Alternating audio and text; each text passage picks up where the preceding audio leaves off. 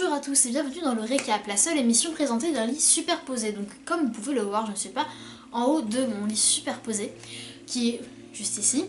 Mais je vous fais cette petite intro qui est tournée bien après ce que vous allez voir. Pour vous expliquer, j'avais un projet de vidéo qui s'appelle le récap et dans lequel je vous présentais des sujets évoqués dans des émissions telles que Touche pas à mon poste, c'est que de la télé, TPMP People, Balance ton poste. Voilà, je vous parlais des sujets qui m'intéressaient, je vous donnais mon avis et tout ça.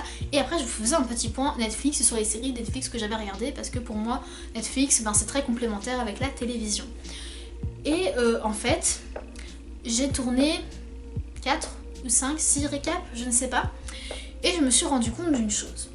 Déjà que j'ai pris énormément de retard, le premier récap n'est toujours pas sorti alors qu'il était tourné en septembre, nous sommes en décembre au moment où je tourne. Et qu'en plus de ça, c'est beaucoup plus kiffant pour moi de vous parler de séries que d'émissions télé. Et c'est bien triste parce que je me rends compte que je passe moins de temps devant la télévision. Et alors que la télévision c'est vraiment une passion, c'est vraiment quelque chose que je kiffe.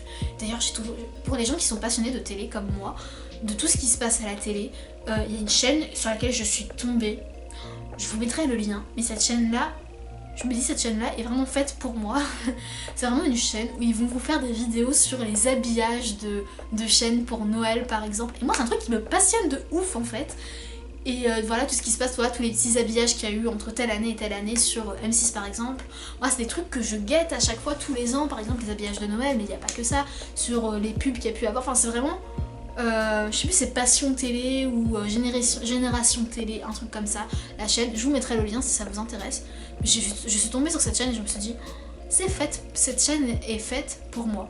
Et donc du coup ce que je me suis dit, c'est que comme j'aimais vous parler de séries télé et que je ne pouvais pas continuer à faire des récaps que de séries, en vous coupant ce que j'ai dit dans les récaps précédents, c'est que j'allais faire vous ramener dans cette vidéo là, dans ce premier récap, tout ce que j'ai pu dire sur les séries télé, tout ce que j'ai suivi, tout ça, dans ce récap là sur, en fait ça va être les épisodes de séries que j'aurais vus dans tous les récaps que j'ai tournés jusqu'à maintenant. Et qui sont tournés du coup à l'ancienne, on va dire, où en fait il y avait d'abord la première partie et qu'après c'est la deuxième partie. Voilà, donc vous allez voir un petit best-of si vous voulez, c'est pas vraiment un best-of, de tout ce qui est séries télé, ce que j'ai regardé dans les séries télé depuis septembre du coup, comme ça vous saurez où j'en suis aujourd'hui et ensuite je vais pouvoir tourner le deuxième récap et on va pouvoir reprendre tranquillement. Donc en gros je vous parlerai de ce que j'ai regardé comme série, faire un petit résumé peut-être, et vous dire ce que j'ai pensé des épisodes, comme si j'avais regardé la série avec vous, comme si j'avais fait je sais plus comment ça s'appelle ces vidéos là, les vidéos où on réagit en direct, sauf que je peux pas faire ça sur une série télé puisque ça ferait 40 minutes pour les séries dont les épisodes durent 40 minutes et en plus ça ferait des problèmes de droit d'auteur, donc je ne peux pas faire ça. Mais dans le sens où vous verriez en même temps que moi les trucs, mais voilà, du coup j'espère que ça vous plaira et que ça vous intéressera et que vous aurez envie de regarder les autres récaps. Donc voilà, petit changement dans ma façon de faire, dans ce que j'avais prévu comme vidéo. J'espère que ça vous plaira parce que moi ça me passionne vraiment de parler de séries, sachant que j'ai plein de séries que je compte regarder. Je vous laisse avec tout ce que j'ai regardé comme série télé depuis le mois de septembre. Et on se retrouve peut-être dans le prochain récap du coup. Salut! Ces derniers jours j'ai commencé Breaking Bad. Je sais, cette série est sortie depuis un moment, mais comme il y a le film qui sort le 11 octobre si je dis pas de bêtises, je me suis dit c'est l'occasion de se mettre à cette série dont tout le monde parle depuis super longtemps en bien. Donc du coup, je me suis lancée, j'ai regardé l'épisode 1. Alors je trouve que déjà le concept de la série est intéressant. D'avoir un prof de chimie qui devient dealer de drogue, je trouve ça génial. J'ai trouvé que l'épisode était un rythme un peu lent, mais ça m'a pas gênée personnellement parce que je trouvais que ça marchait avec le décor, avec tout. C'est un peu Texas, je sais plus c'est dans quel état que c'est censé se passer l'histoire, mais je trouve que c'est un peu... on est un peu tranquille et tout, mais en même temps il se passe des choses. Surtout au début, ça commence direct dans l'action avec le camion, la caravane qui est à 200 à l'heure et on voit, j'allais dire Hal, mais non, c'est Walter White dans cette série-là qui s'appelle Bryan Cranston, on le voit à moitié habillé, on se dit mais qu'est-ce qui se passe, c'est quoi ce truc? Et qu'après on revient en arrière et qu'ensuite on a l'explication de comment il en est arrivé là. Je trouve ce concept trop bien. Par contre, ce qui ne m'a pas plu, c'est que je trouve que tout ce qui est sexe, c'est beaucoup trop explicite. Des scènes qui auraient pu être facilement coupées au bout de quelques instants, en fait c'est resté plus longtemps, mais en fait c'est bizarre. En fait, je trouve que c'est trop explicite, mais en même temps je comprends pourquoi c'est explicite, parce qu'en fait le sexe c'est un moyen de montrer le changement de personnalité de Walter White. Et je trouve ça hyper intéressant comme transformation du personnage et comme symptôme de cette transformation. Je trouve ça génial, mais moi ça m'a gênée personnellement. J'étais pas hyper à l'aise quoi dans ces moments-là. Après c'est par rapport à moi, ma tolérance par rapport à tout ce qui peut être sexe ou violence ou quoi dans les séries par exemple. Il y en a qui peuvent trouver ça trop violent, j'en sais rien. Moi j'ai pas trouvé ça hyper violent par exemple. Mais voilà, ça c'est juste mon avis.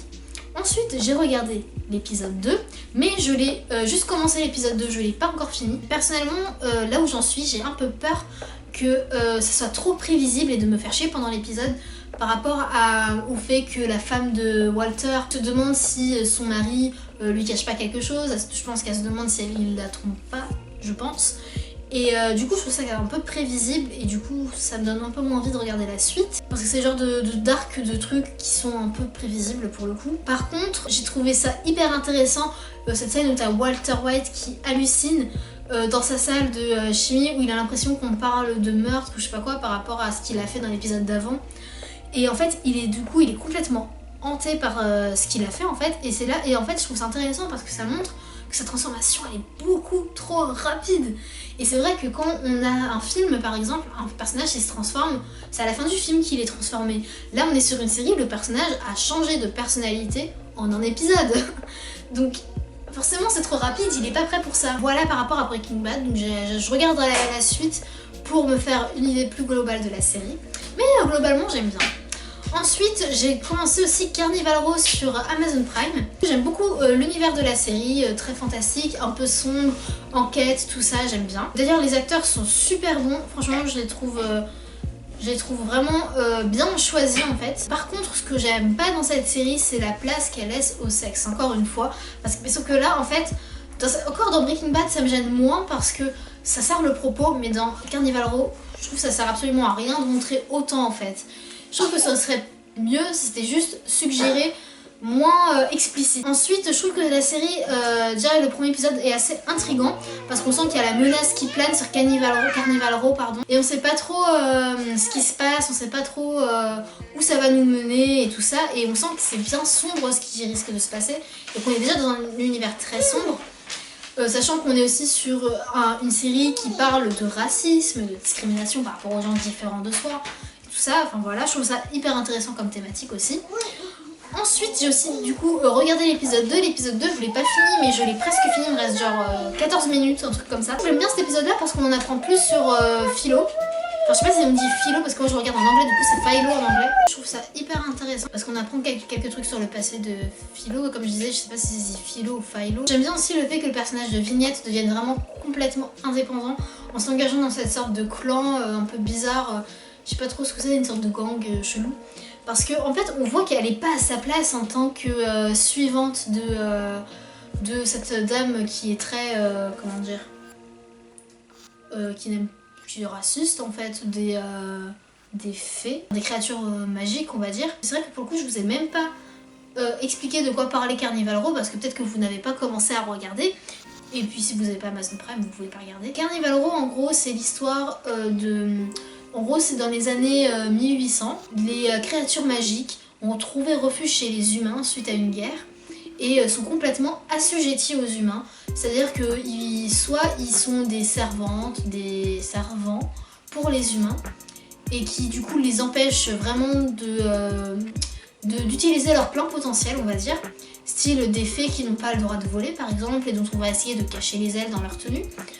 Et en même temps, on a le quartier de Carnival Row, je sais plus c'est quoi le nom de la ville en général, mais on a le quartier qui s'appelle Carnival Row, qui donne le nom à la série, qui est en fait le quartier où vivent toutes les créatures magiques qui ne travaillent pas pour des humains, mais qui travaillent à leur propre compte, qui ont réussi à, comment dire, obtenir leur papier, on va dire, pour être là en tant que citoyens, même s'ils sont toujours moins bien considérés que des êtres humains par les êtres humains. On suit les personnages de Philostrate, surnommé Philo, qui est un inspecteur qui est partisan des créatures magiques et qui va du coup, quand il y a des meurtres et tout ça chez eux, il va enquêter pour savoir qui a tué qui, puisque les autres policiers n'en ont strictement rien à foutre. Et du coup, lui, son métier, c'est ça. Et on suit aussi le personnage de Vignette, qui est une fée, qui a combattu pendant la guerre auprès de Philostrate, mais elle pense qu'il est mort, et elle porte son deuil, et du coup, elle trouve refuge dans la ville où il y a le quartier de Carnival Row, mais elle se fait arrêter par la police, en fait, parce que son bateau a échoué et tout. Et en fait, elle va se retrouver du coup à travailler en tant que dame de compagnie, on va dire, d'une femme qui est très, très raciste en fait, des créatures magiques. Elle s'enfuit de la maison dans l'épisode 2 du coup, suite au fait que son frère ait essayé, que le frère de la fille, à qui appartenait le bateau dans lequel elle était et qui avait échoué, et qui appartient à la maison, du coup elle part quand lui essaie de la violer. Puisque Vignette, c'est un personnage féminin très fort qui ne se laisse pas faire du tout. Et du coup, moi ça me faisait trop mal pour elle de la voir aussi brimée et aussi soumise à des gens, parce que ça se voit que c'est un personnage qui est pas comme ça en fait, et que c'est pas dans sa nature. Alors, qu'est-ce que j'ai regardé ces derniers temps comme épisode de série? J'ai regardé l'épisode 5 de la saison 1 de Supernatural, parce que bon, vous allez vite vous en rendre compte, je regarde énormément de séries différentes en même temps. Et du coup, là j'ai regardé Supernatural, que j'ai commencé il y a pas si longtemps que ça, parce qu'en fait, c'est une série que je connais depuis très longtemps, bien sûr. Mais vu que ça passait tard et que ça me faisait atrocement peur, jusqu'à même maintenant, genre j'évite de regarder Supernatural le soir. Du coup j'ai jamais regardé, puisque comme ça passait très tard et que j'étais petite quand j'avais genre 6-7 ans peut-être quand ça a commencé, du coup je pouvais pas regarder la série quoi. Du coup je regarde que maintenant. J'avais vite fait mais je connaissais pas trop. Alors franchement l'épisode 5 c'est l'épisode sur Bloody Mary, donc en gros c'est un épisode où des gens se font hanter par cette personne parce qu'ils ont dit son nom 3 fois devant un miroir en gros. Alors cet épisode était grave flippant, du coup ça marche bien. Ce que j'ai noté aussi, c'est qu'il y a une actrice qui joue dedans, qui est aussi une actrice qui joue dans Charmed, qui joue dans la dernière saison, qui joue la sœur de Billy, qui s'appelle Christy, dans la dernière saison, qui fait donc une méchante. Bref, du coup j'ai pas grand chose à dire sur Supernatural en fait. Ensuite il y a Carnival Row. J'ai terminé l'épisode 2 de Carnival Row que j'avais pas fini. Alors la fin en particulier de l'épisode suggère le passé de Philo, qui a l'air d'être quelque chose d'important. Donc apparemment il ne serait pas ce qu'il paraît être. Moi ce que je pense, ma théorie, c'est que je pense que ce n'est pas un être humain, mais c'est une créature magique, je ne sais quoi. Ensuite on a le personnage d'Imogen dont je voulais parler, qui je trouve juste insupportable. C'est en gros la personne pour qui travaillait Vignette. Elle est juste insupportable, mais en même temps je pense que ça peut être un personnage intéressant. Moi je pensais à une intrigue entre elle et le voisin qui est une créature magique, parce que elle le déteste. Lui il est plutôt... Enfin il la déteste pas, il s'en fout quoi. Mais là sur la fin de l'épisode elle va jouer sur le fait que elle va essayer de se tirer ses bonnes grâces parce qu'elle a besoin de thunes. Sa famille a besoin de thunes. Je pense qu'elle va peut-être finir par réellement tomber amoureuse de lui, je pense, et j'espère. Ensuite, il y a aussi le mec qui se fait enlever, là, le fils du procureur. Alors juste, voir que c'est sa mère qui l'a fait enlever, c'est hyper cruel. Et franchement, genre, j'étais choquée du double visage de sa mère, quoi. Qui en fait a menti à son mari par rapport à la dame. Genre, il y avait une dame qui était là en mode je vois l'avenir, machin et tout. Et que juste, en fait, elle a demandé à cette femme-là de mentir, alors que personne dans sa famille, dans ses ancêtres, n'avait demandé à cette femme-là de mentir. Ensuite, j'ai fini l'épisode de Breaking Bad, l'épisode 2. Alors c'était un bon épisode. Alors il tentait de cacher les deux corps, enfin les corps, parce qu'il y en a un qui est encore vivant, des deux mecs qu'ils ont intoxiqués. Alors du coup c'est intéressant parce que ça montre le dilemme qu'ils ont de on n'a pas envie de les tuer mais on est obligé sinon on se fait prendre. Et ça montre qu'en fait c'est pas des gens si mauvais que ça, ils ont pas un si mauvais fond que ça. Alors moi ce qui m'a choqué c'est Walter qui fume, pas le fait qu'il ait fumé mais surtout Après quand il y a sa femme qui a le rendez-vous chez la gynéco et que lui il lui répond mais tellement mal, en gros il lui dit de lui lâcher la grappe mais d'une façon hyper vulgaire. Moi je l'ai vu en anglais donc je sais pas comment ça a été traduit en français. J'étais grave choquée, j'étais en mode mais what, qu'est-ce qui vient de lui sortir? Et ça m'a grave choquée. Et juste pour terminer la fin de l'épisode avec la baignoire qui se casse la gueule et qui tombe par rapport à l'acide que l'autre a mis dedans, je trouvais ça inattendu. C'était génial en même temps et super drôle, genre juste c'était la façon parfaite de clôturer l'épisode à mon sens.